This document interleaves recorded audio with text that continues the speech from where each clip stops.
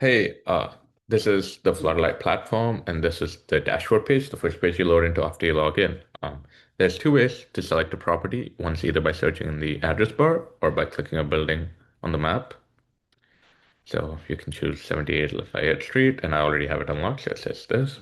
But if we were to pick another one, say 78. All right, 78 Bowery, Manhattan. This looks good enough. So first, because it's a cluster of buildings, it asks you whether to confirm this footprint is yours, and then you can see the highlighted one if you zoom in right there. Then once you do yes, this is my property, it asks you to unlock it for 10 credits. Let's do that. And then the first page, we load in the climate hazards for the property, which is based on traditional statistical data. And then you can do an AI risk recommendation as well, which parses yours into a trained LLM, which gives you the best recommendations based on the current hazards, your area codes as well. And then we have a recent events adjusted risk as well in there. Then you have your climate value at risk, which tells you your expected property value that you're going to lose in a year. You can change the ownership and your value would change respectively. So it says 29,000, 95, 1 in 20 year event, 1 in 100-year event, you're going to lose $120,000. And then your climate adjusted value on a yearly basis is 9.97 million.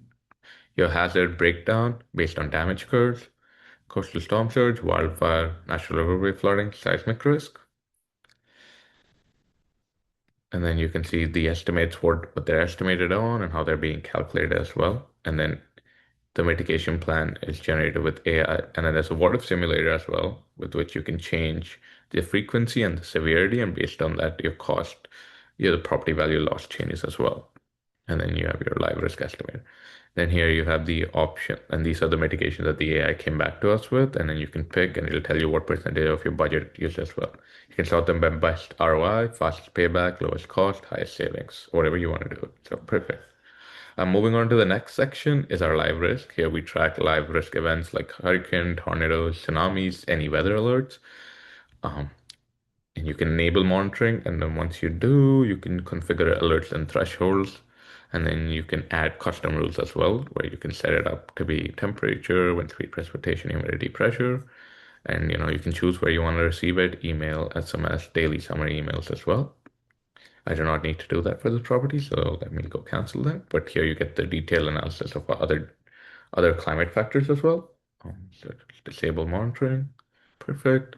Scope 1 emission based on the building footprint. It calculates the emissions for the year. You can change any of the building data as well, and you can see the data sources and methodology. This is very course level data. It's done on net good footprint that we divide over the building's area. Then we have scope 2 emissions, which tells you your scope 2. You can choose the building type. I'll choose office, and then I think it's a little bit bigger, so let's do 10 floors.